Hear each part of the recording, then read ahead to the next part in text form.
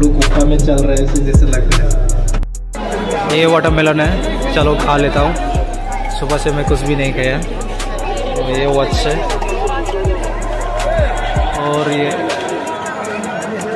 कुछ खा लेता हूँ, बस आ ही गया तो।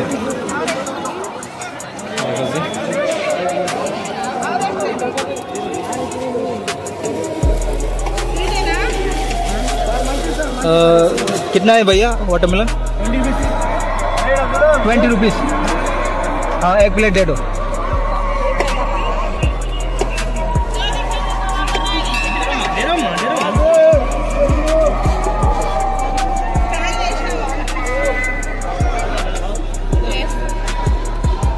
Thank you. देखो जी,